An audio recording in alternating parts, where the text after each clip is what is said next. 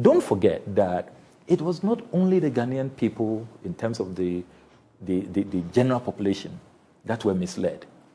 Even the Supreme Court, when James Kwabena Bonnfield went to court and said, look, let's be careful. We are noticing that this is somehow becoming a national project.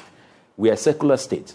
If Muslims rise up one day and say that we also pay taxes, build us a national mosque, what are we going to do? If the traditionalists also rise up one day and say, build us a national shrine, how are we going to address that? The Attorney General came to court. I have what the Attorney General told the eminent jurists, the apex court of the land, page 41 of the statement of case filed for and on behalf of the defendant pursuant to the order of the court dated 19 April 2018. The Attorney General said, we consider the National Cathedral. We respectfully submit that in this case too, the involvement of the government is very limited in nature. The government only proposes to provide a piece of land for the construction of a national cathedral by the different denominations. The funding for the construction and maintenance of the national cathedral is to be provided by the Christian community and not government. This is what the Attorney General said. Yes, it is also proposed by government that the cathedral will be available for likely secular uses, for some state funerals, Thanksgiving services, etc. This is what the Attorney General said. And after this, the eminent clergy, if you go online, viewers can check, Archbishop Duncan Williams, Joyce Aye, Dark Hayward Mills, all of them said they have been assured by the government that they are not going to use taxes. So there shouldn't be any hue and cry. Indeed, some of them even use strong words that all of you just shut up. We are raising the funds ourselves. Until last year when I intercepted documents which shocked me.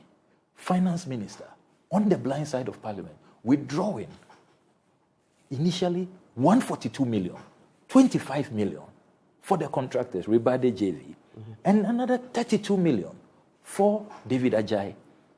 So thanks to the vote of Central Committee, when we pinned the finance minister down and insisted that we want the full breakdown, exactly how much has been withdrawn on the blind side of Parliament, it emerged that a whopping 339 million Ghana cedis, $58 million, if you look at the exchange rates at the time, on the blind side, without parliamentary approval.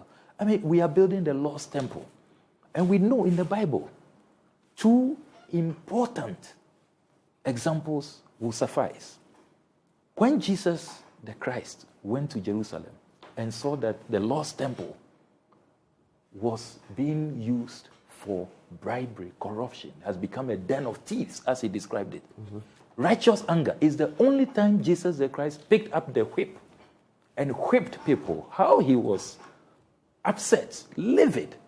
He overturned the table and drove them out of that. Don't you know that the house of God must be a place of prayer, a holy place?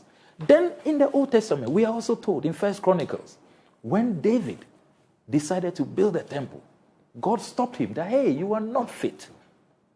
You have shed blood. So we know that when it comes to the temple, the house of God, we don't proceed on deception, on blatant falsehood. We don't do that. Where you deceive the eminent judiciary, you deceive the clergy, you lie to the entire population. That has been a major issue we have had with this, the deception, the lies.